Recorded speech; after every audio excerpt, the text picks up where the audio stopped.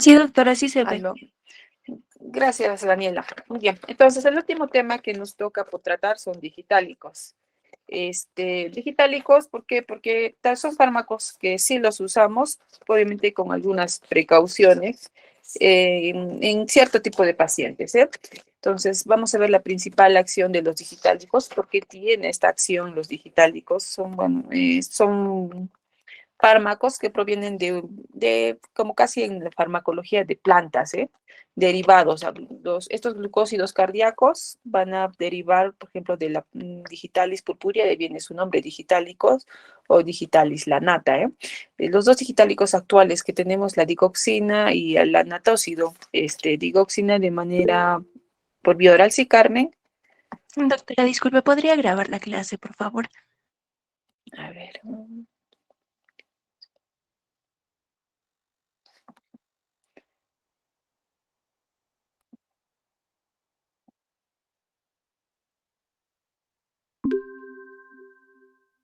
Listo. Entonces, como estaba indicando, provienen de estas, derivan de plantas ya antiguas, por se llama digitálicos. Tenemos la digoxina y el anatócido.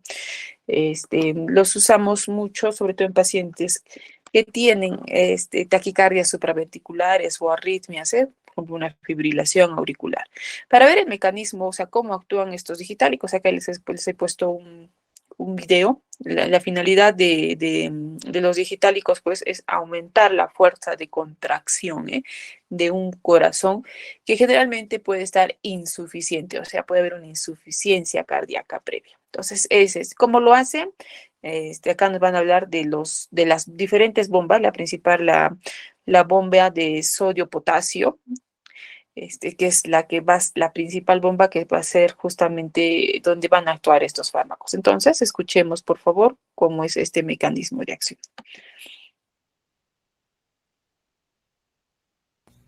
El mecanismo de acción de los digitálicos. Para esto necesitaremos el esquema de una membrana celular. Como podemos ver, acá tenemos el espacio intracelular, el espacio extracelular, la membrana celular y tres estructuras básicas: la bomba de sodio-potasio ATPasa, el canal de sodio y calcio y el canal de calcio. Además, tenemos el retículo sarcoplásmico rugoso, que es fundamental en toda esta historia. El canal de calcio sirve para permitir que el calcio ingrese al interior de la célula y se aloje en el interior del retículo sarcoplásmico rugoso. La bomba de sodio-potasio ATPasa lo que hace es intercambiar sodio por potasio. Y el canal NCX o canal de sodio-calcio intercambia sodio por calcio. En una contracción normal suceden los siguientes fenómenos. El calcio entra por el canal del calcio hacia el interior de la célula y se aloja en el retículo sarcoplásmico rugoso. Este incremento de calcio permitirá que genere la capacidad de contracción de la célula. Al contraerse, el calcio nuevamente saldrá al exterior del retículo sarcoplásmico rugoso. Este exceso de calcio será sacado de la célula por medio del canal NCX, con lo cual se acumulará sodio en el interior de la célula. Este sodio será llevado al exterior por medio de la bomba de sodio-potasio ATPasa y con lo cual también entrará potasio al interior de la célula. Todos estos movimientos de potasio, sodio, calcio son los que explican el potencial de acción de la célula cardíaca. La digoxina y todos los glucósidos digitálicos bloquean la sodio-potasio ATPasa. Esto lo que generará es que no se puede intercambiar el sodio por el potasio y entonces el sodio se acumula en el interior de la célula. Este incremento de sodio revertirá el canal NCX, el cual ya no podrá sacar calcio, mientras que el canal de calcio permanece activo. Entonces generará un incremento de calcio intracelular, con lo cual habrá más calcio disponible para entrar en el retículo endoplásmico rugoso y esto permitirá una contracción muscular cardíaca mucho más potente. Muy bien, entonces, directamente a través del bloqueo de esta bomba de sodio-potasio, esta es la principal bomba de sodio-potasio, te piensas que lo hacen los digitálicos, bloquean, es así que se incrementa pues la entrada de calcio intracelular por el intercambiador de sodio-calcio, que es fundamental para que haya mayor fuerza de contracción. Entonces, en este gráfico podemos ver, por ejemplo, esta función sobre todo se ve en pacientes con falla cardíaca. Ya, con falla cardíaca, o sea, un paciente con falla cardíaca donde su gasto cardíaco está venida menos, podemos darle digitálicos y aumentar pues esa fuerza de contracción, por el incremento del calcio intracelular. Que ese es el objetivo, al aumentar el calcio intracelular por secundario al bloqueo del intercambiador sodio-potasio, aumentamos la fuerza de contracción. Ese es nuestro efecto terapéutico, lo que queremos buscar, el objetivo. Pero ¿qué pasa? Este fármaco tiene se le denomina como uno de los fármacos que tienen un estrecho margen terapéutico. ¿Qué quiere decir estrecho margen terapéutico? Que su dosis donde alcanzo el efecto terapéutico está muy cercana donde alcanzo el efecto tóxico. ¿Por qué? Porque va a haber un punto en que se puede acumular demasiado calcio y hacer que el paciente entre en pospotenciales tardíos, que quiere decir que ese corazón esté susceptible a hacer arritmias, o sea, arritmias. O sea, el paciente puede hacer arritmias o puede hacer al otro lado bradiarritmias. A eso se conoce como el efecto tóxico, también llamado toxicidad por glucósidos o por digitálicos en este caso. Entonces, el efecto beneficioso, el terapéutico que queremos alcanzar con los digitálicos es inotropismo positivo, aumento de la fuerza de contracción. Pero también uno de los efectos paralelos es que disminuye el tono simpático y predomina el parasimpático. Por eso es que puedo usar en ciertos tipos de arritmias, conjuro las taquicardias supraventriculares, fibrilación auricular, no en todo tipo de arritmias. ¿Ya? Puedo usarlo.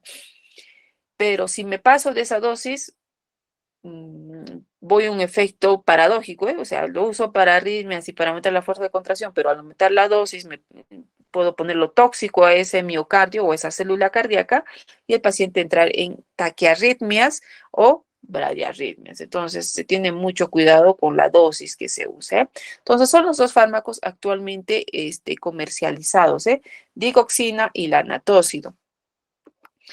Entonces, por ejemplo, la digoxina, que lo usan muchos pacientes con falla cardíaca, tienen acciones inotrópicas, que eso es el principal, pero también tienen acciones neurohumorales que tienen que ver con el sodio y electrofisiológicas positivas. Ahorita vamos a entender cada uno de estos puntos.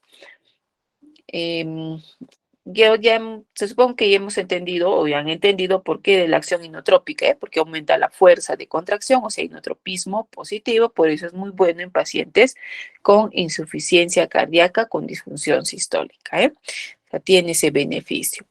Y también en determinadas taquiarritmias supraventriculares. Entonces vamos a ver cada uno de estos efectos. El efecto inotrópico positivo, que debe estar muy claro, por bloqueo de la bomba de sodio-potasio ATPasa, aumentando el sodio intracelular y por tanto va a haber un intercambio con el calcio. El calcio va a entrar a la célula y el sodio va a intentar salir, aumentando la fuerza de contracción, como han visto en el video.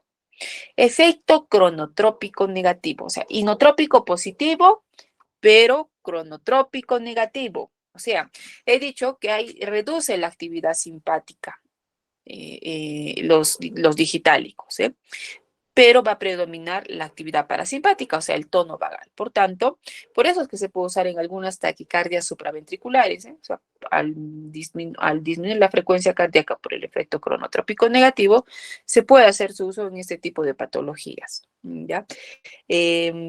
Por tanto, resumiendo, aumenta el gasto cardíaco o el índice cardíaco, disminuye la presión auricular, la presión capilar pulmonar y la frecuencia cardíaca. Por eso es muy bueno en pacientes que tienen insuficiencia cardíaca con función sistólica ventricular izquierda disminuida.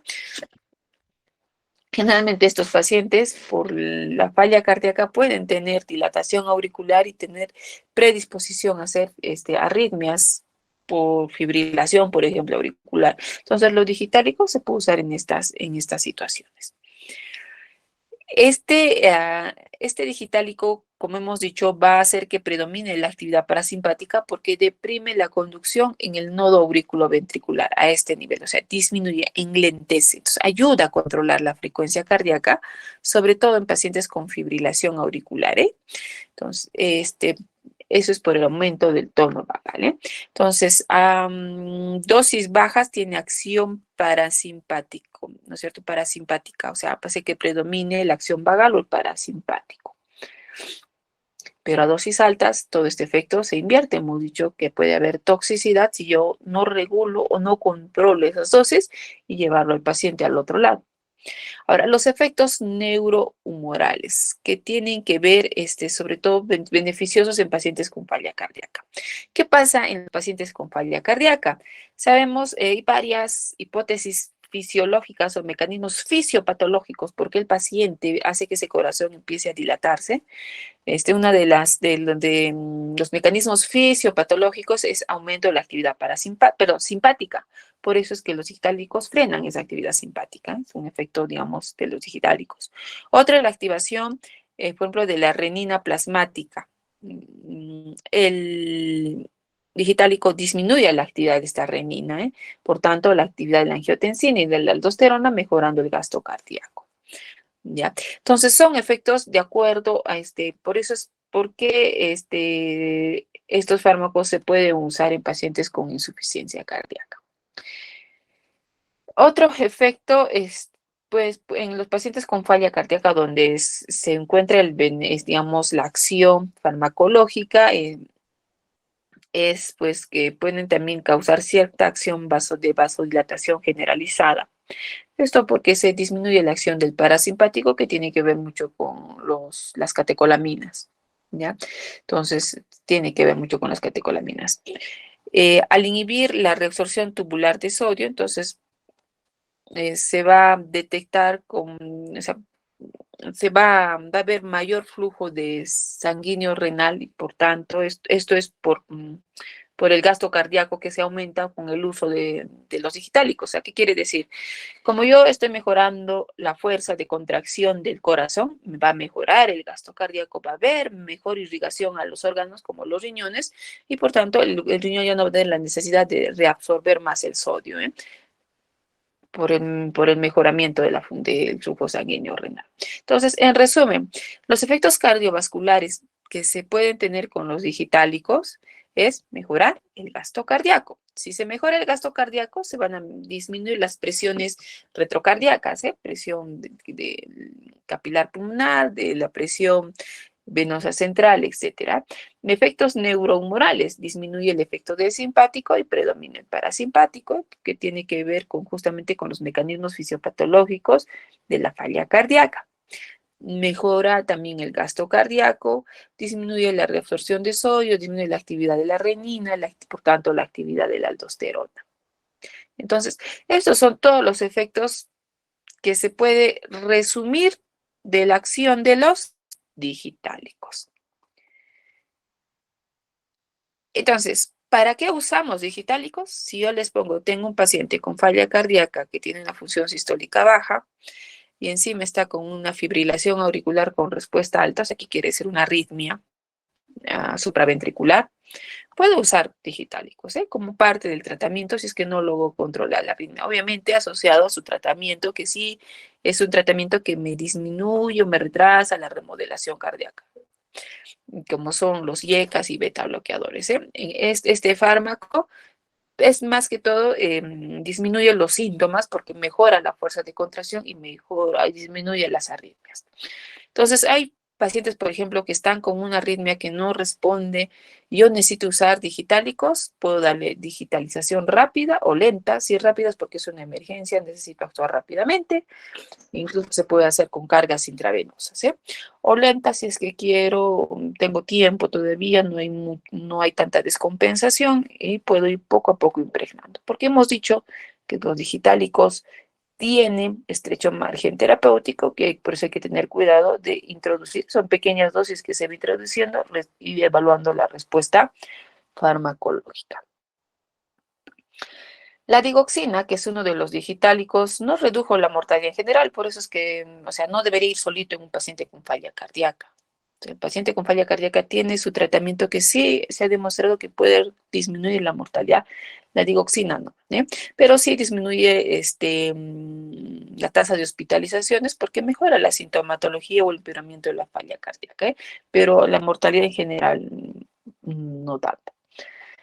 Y este es el problema que se tiene, por eso es que no debería ir solo y hay que regular las dosis, evaluar siempre si es que el paciente ya necesita o se puede, o puede contar solo con el tratamiento farmacológico para la falla cardíaca, una vez que se ha mejorado la sintomatología. El riesgo de intoxicación por estrecho margen terapéutico, que hemos dicho, ¿eh? Ese estrecho margen terapéutico. ¿Y quién quisiera participar? ¿Qué han entendido por estrecho margen terapéutico? A ver, chicos, June, Doctora, buenas tardes. buenas tardes, June. Bueno, con respecto a lo que nos mencionaba sobre el estrecho margen terapéutico, vendría a ser, ¿no? Tener cuidado en lo que vienen a ser las dosis, en este caso de los digitálicos, ya que si nosotros excedemos, o sea, hay un estrecho margen de variación que debemos manejar, ¿no? Si sobrepasamos ese margen con una dosis más elevada, podríamos causar intoxicación al paciente y causar el efecto contrario, en este caso, causar en este caso taquicardias o fibrilación auricular, ¿no? En el paciente. No, o sea, taquiarritmias. Claro, la fibrilación auricular puede ser una arritmia en el cual yo use digitálicos, pero si me paso de la dosis y lo llevo a la toxicidad, puede aparecer otro tipo de arritmias supraventriculares o bradiarritmias. Ahorita vamos a ver qué tipo de arritmias se puede presentar. O sea, algo paradójico, ¿eh? Tú usas este fármaco para controlar algunas arritmias cardíacas, pero si te pasas de la dosis puedes causarle más arritmia de con la que ya vino. Eso es por lo que les he dicho del efecto potencial que tiene. Un ratito, por favor, voy a responder una llamada urgente, unos 2 minutos.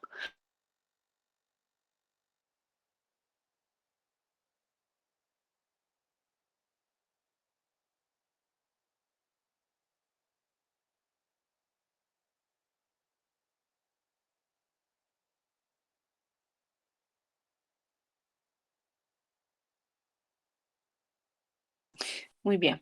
Entonces, hay pacientes que tienen riesgo de hacer toxicidad porque tienen factores que pueden predisponer a la toxicidad que hay que estar evaluando. Por ejemplo, dice, el riesgo de toxicidad se ve incrementado por la hipocalemia, ¿eh? Si ustedes recordarán, esa bomba pues es sodio-potasio, tiene que ver algo con el potasio. Los niveles de potasio bajos, como el hipocalemia, hipopotasemia, pueden poner en riesgo al paciente de hacer toxicidad digitálica, así como los pacientes con hipoxia crónica, ¿eh? Por ejemplo, un paciente con pulmonar EPOC pueden tener mayor predisposición a hacer toxicidad, así como la edad avanzada. Una de las, sí, estos son cambios electrocardiográficos que se puede ver en pacientes con hipocalemia, leve, moderada, severa. Imagínense si yo le doy digitálicos a un paciente con hipocalemia, puedo llevarlo a hacer una arritmia, ya sea una taquiarritmia o una bradiarritmia. Y estos son signos electrocardiográficos, por ejemplo, donde se ve el difasismo de la onda T, o sea, como si daría como doble ondita. Que si esta hipocalemia se hace cada vez más severa, se va incluso a ver deformación del segmento ST, que se puede llegar incluso a incurvar, con una concavidad hacia arriba, formando una onda U.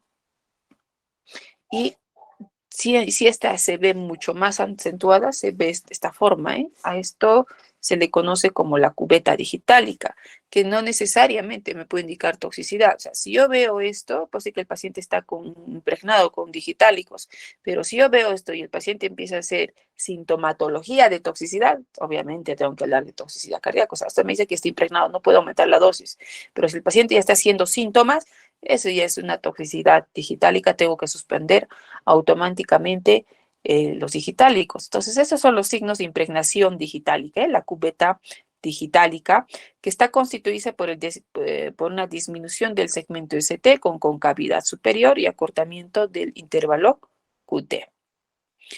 Ya, que no necesariamente no necesariamente indica toxicidad, sino solamente impregnación. Pero si esto lo veo otros síntomas, eso ya es toxicidad. Por ejemplo, acá hay un electrocardiograma donde veo la cubeta digitálica. Simplemente, entonces, este paciente ya está recibiendo digitálicos, por ejemplo, crónicamente. Pacientes que consumen crónicamente se pueden ver este tipo de cambios. Aquí ya veo, esto es una dosificación, incluso puede haber hasta sobredosificación, que puede llegar a la intoxicación, llegando incluso a acá hay una taquiarritmia. Entonces, un paciente que ya está haciendo una intoxicación digitálica. Entonces, todo lo que se menciona a continuación, donde están mencionadas las alteraciones electrolíticas, pueden predisponer al paciente a que haga toxicidad digitálica. Hemos dicho lo que es los niveles alterados del potasio, niveles alterados del calcio y del magnesio. ¿Por qué potasio y calcio? Porque hemos visto que son los electrolitos que actúan, pues, justo en el mecanismo de acción de los digitálicos. Enfermedades crónicas sistémicas, o sea, las pacientes con falla renal hay que tener cuidado de dar las dosis, porque tienen mayor predisposición a hacer toxicidad, pacientes sometidos a hipoxia crónica en ellos, pacientes que tengan ya problemas estructurales cardíacos, pacientes posinfartados cardíacos, hay que tener cuidado de dar digitálicos, porque hay mayor riesgo de que haga arritmias, incluso cuando introduzco este tipo de fármacos. Si el paciente usa fármacos que pierden potasio, fármacos que bloquean el nodo auricular o sinauricular, hay que pues tener cuidado con dosar los niveles de potasio, evaluar bien cómo está la frecuencia cardíaca en ese paciente. ¿Ya? Entonces dice acá, si un paciente tiene, por ejemplo, el síndrome de Wolff-Parkinson-White, obviamente en este tipo de arritmias causadas por un síndrome de preexcitación, porque tiene varias vías, o sea, otras vías de conducción que hacen que el paciente haga arritmias, taquiarritmias, no puedo darle, porque hemos visto que bloquea pues el nodo o disminuye la conducción a nivel del nodo auriculoventricular. Entonces, ya tiene varias vías accesorias. Entonces, está contraindicado en este tipo de pacientes con Wolff-Parkinson-White, por ejemplo. Pacientes sometidos a hipoxia, ¿qué pasa en los pacientes con hipoxia?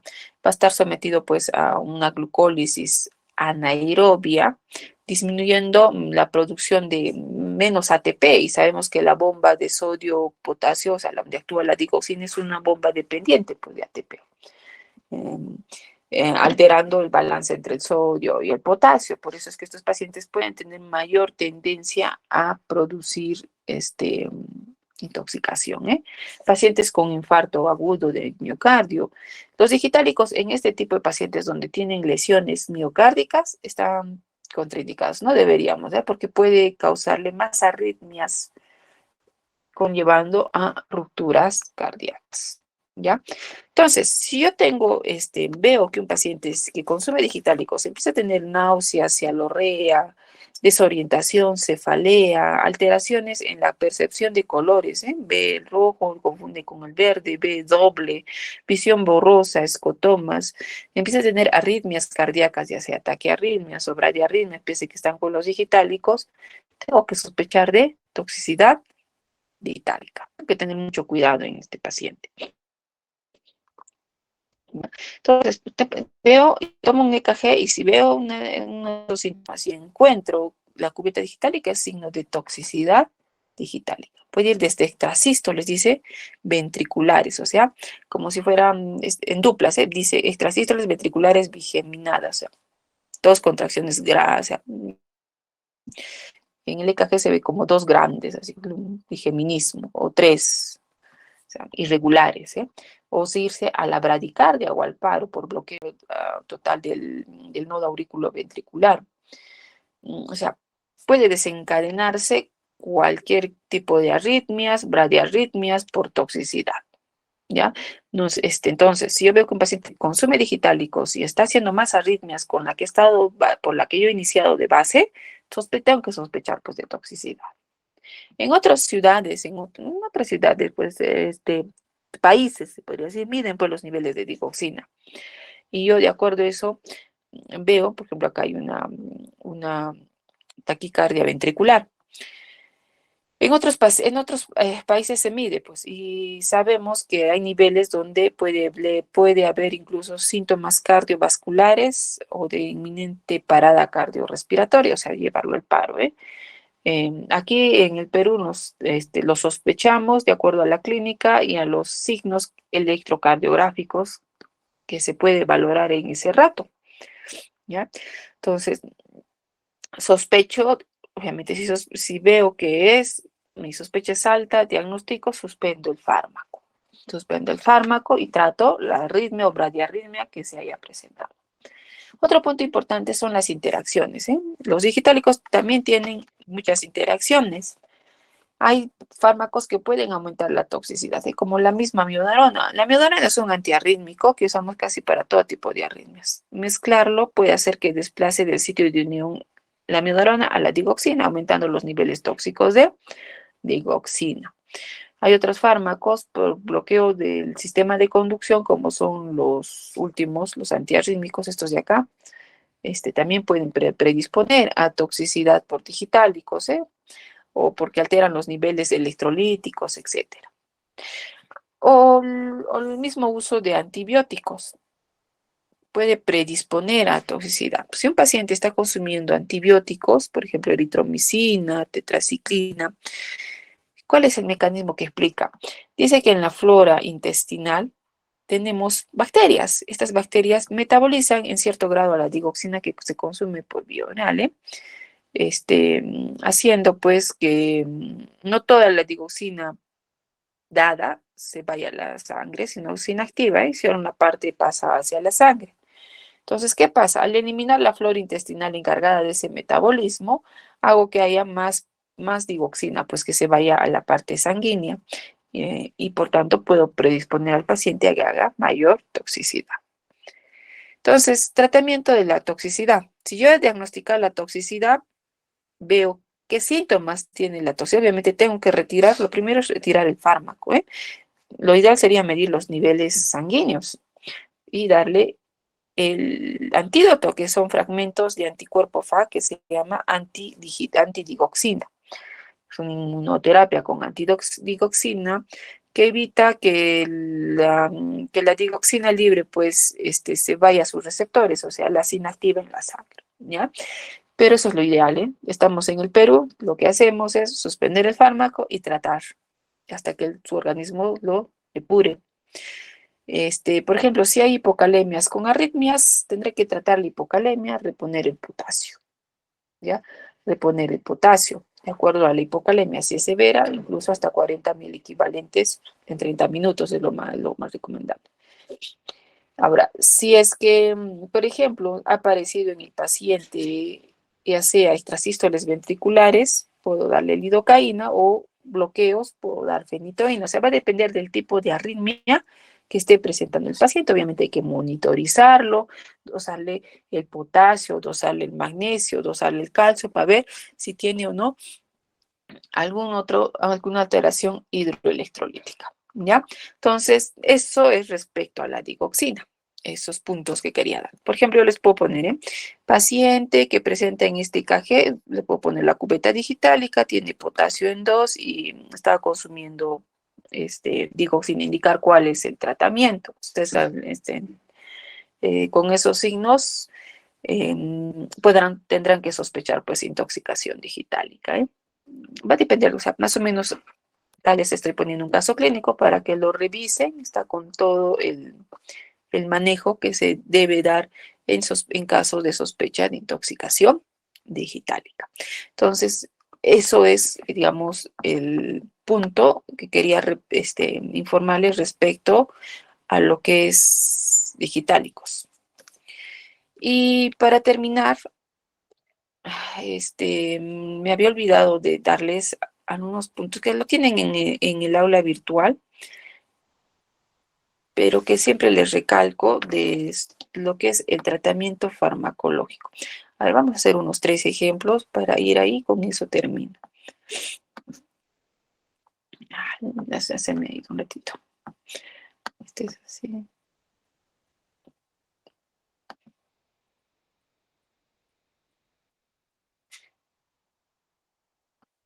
A ver, voluntarios quienes quieran responder estas preguntas. Si se equivocan mejor para ustedes, aprendemos. Voluntarios. A ver, voy a llamar de paso a alguien. ¿Nadie? A ver, Silvana. Silvana. Presente, doctora. Silvana, dale un favor lectura y vemos cuáles son cuál es la alternativa que te puede parecer a ti la más correcta. Está bien, doctora. Paciente de 50 años que está recibiendo tratamiento farmacológico para su hipertensión arterial con enalapril de 10 miligramos cada 12 horas y hidroclorotiazina 25 mg cada 24 horas. Acude a consulta por tener resultado de glicemias en ayunas, 125 gramos por decilitro, y nos comenta no tener antecedentes de diabetes mellitus. ¿Cuál es la opción más correcta?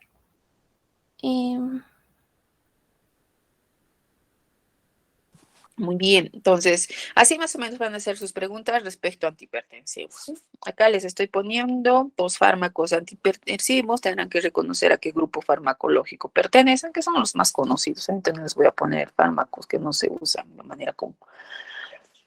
Y les pongo una glicemia y me tienen que decir cuál es la opción más correcta. A ver, ¿quién quisiera responder? Silvana, tú misma, ¿quién? Doctora, ¿podría ser la segunda? Se trata de un paciente diabético y debería iniciar tratamiento para la diabetes. Ya, Silvana nos dice que es la 2. A ver, Diego. ¿Para ti cuál sería, Diego? La B también está. La B. Frederic Tomás. Podríamos indicarle todavía un cambio en el estilo de vida hasta que se le haga otro, se le vuelva a medir otra vez, ¿no? De glucosa. Ya, o sea, la 4. Sí. Ya, Jorge.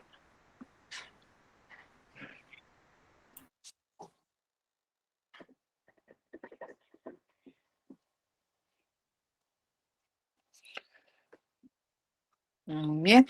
Leonardo. Podría decir la misma, las 5, por la misma razón. Muy bien. Y Elimar. También, profesora, las 5, por lo que mi compañero Jorge estaba mencionando.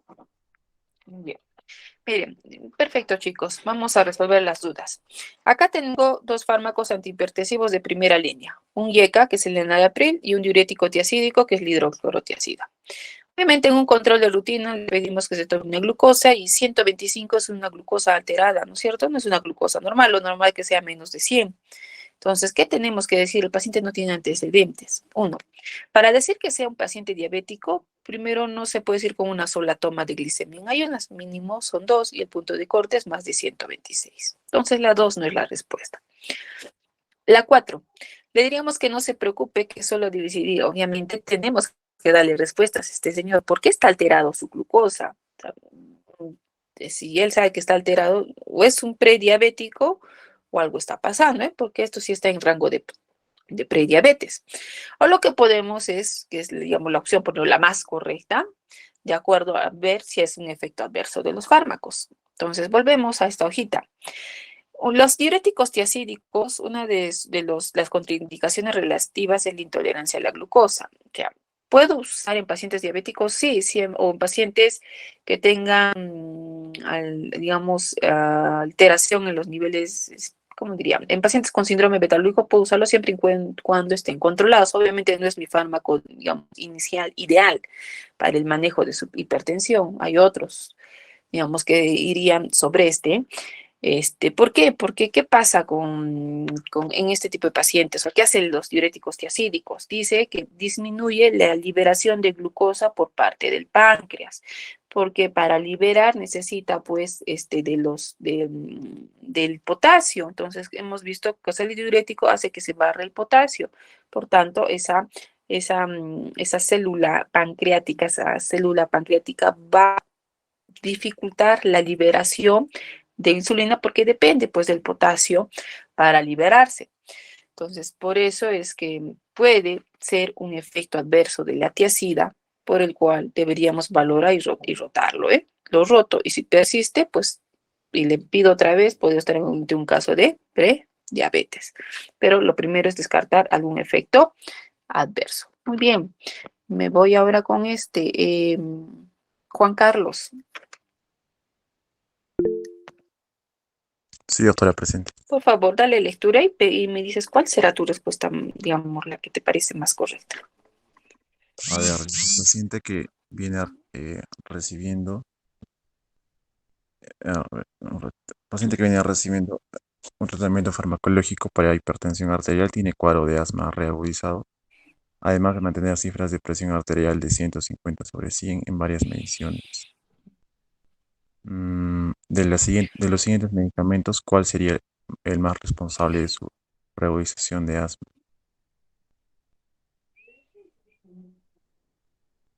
Mm, ¿Cuál crees que sería? Realmente es un paciente hipertenso que tiene asma y se reagudiza su asma. Entonces te está diciendo cuál de estos fármacos puede causa ese efecto adverso, ¿eh? la 5, doctora. La hidroclorotiazida. Mauricio Aparicio. Doctora, ¿sería el atenolol, ya que es un beta bloqueante y eso está contraindicado en el asma? Muy bien, perfecto. Los betabloqueadores están contraindicados en el asma porque justo en los pacientes asmáticos tienen pues una broncoconstricción crónica por una inflamación crónica, que se desencadena por un alergeno, etc.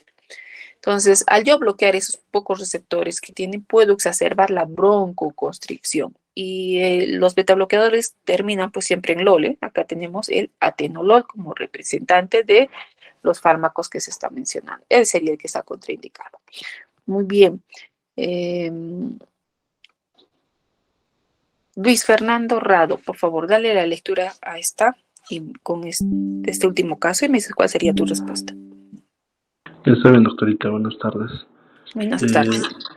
Usted recibe a un paciente de 60 años con tratamiento farmacológico para la hipertensión arterial con captopril de 50 miligramos cada 8 horas y amlodipino 10 miligramos cada 12 horas. Le toma funciones vitales y encuentra una frecuencia cardíaca de 40 latidos por minuto y una presión arterial de 160/100.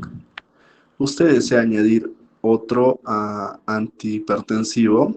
¿Qué medicación de las mencionadas a continuación nunca debería recibir esta paciente? Muy bien. Entonces, aquí me dice, necesita añadir un tercer fármaco. ¿Cuál de estos no debe, o sea, cuál de estos está contraindicado en este paciente, en otras palabras? ¿Qué opinas, Luis?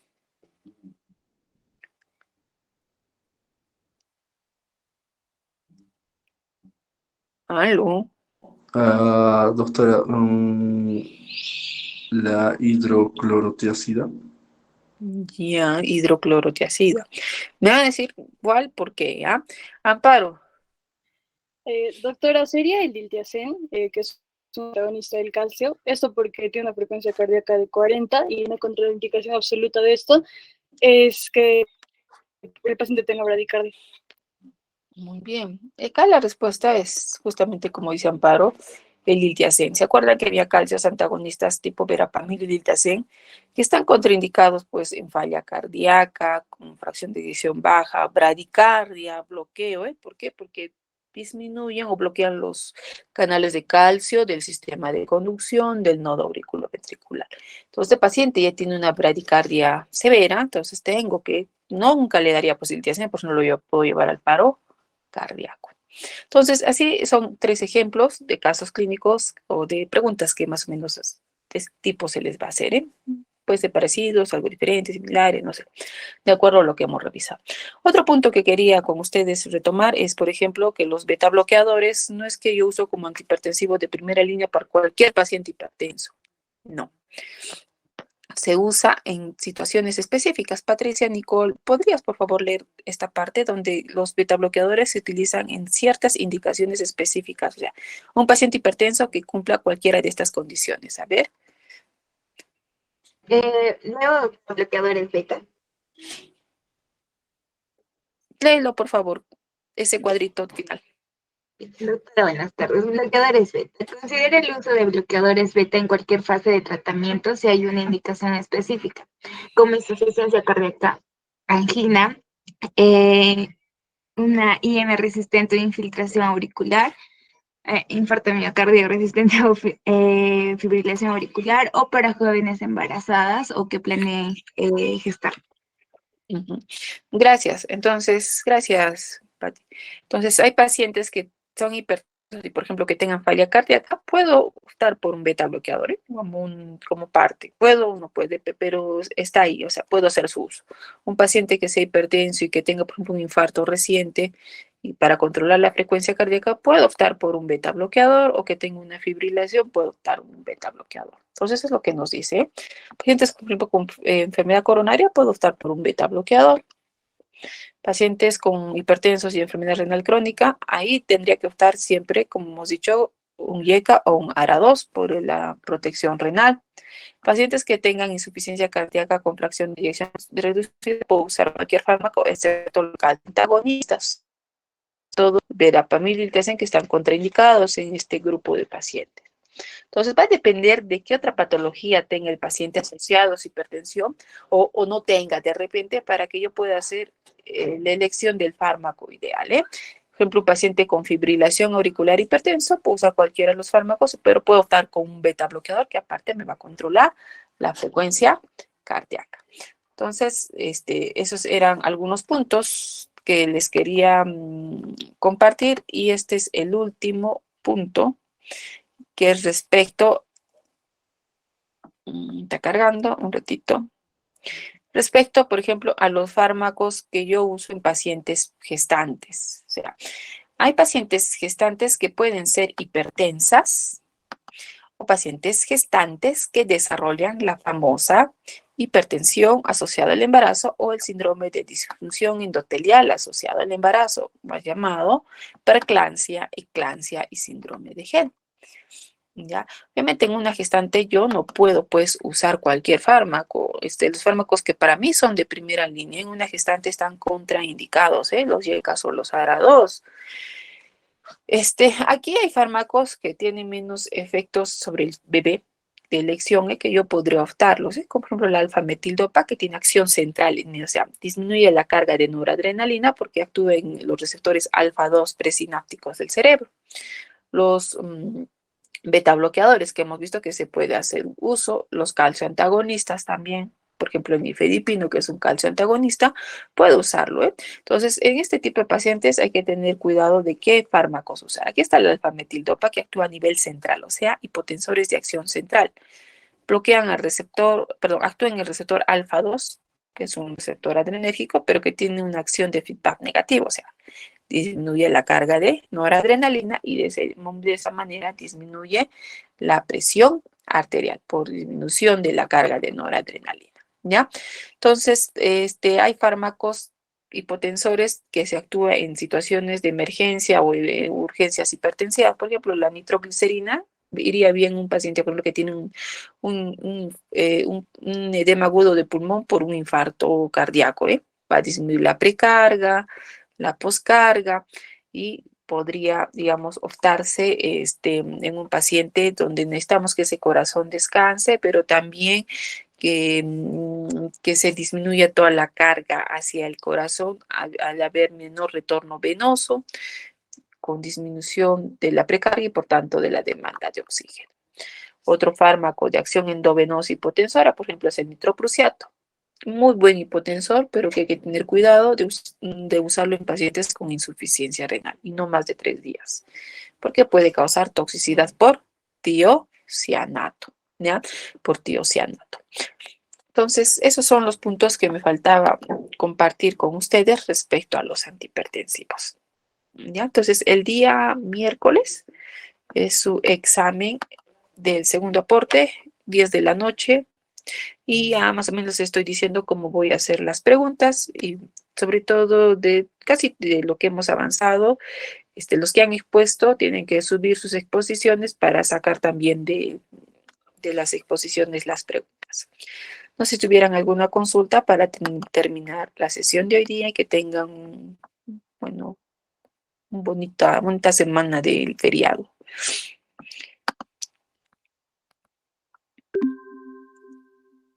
Los chicos, Daniel, ¿estás por ahí? Ya te has ido. Sí, doctora, aquí estoy. Elita, entonces eso sería todo ya el día miércoles 10 de la noche. Está bien, doctora, muchas gracias. Gracias, chicos, a ustedes. Consulta más. ¿Sí? Un favor antes de que se retire. Dime, ¿Podría Juni. subirlo también la clase que ha grabado el día de hoy, por favor, al aula? Ya. A ver, en 10 minutos, un favor, Daniela. Sí, doctora. Daniela, de repente te comparto a ti, porque esto va a demorar hasta en la noche, porque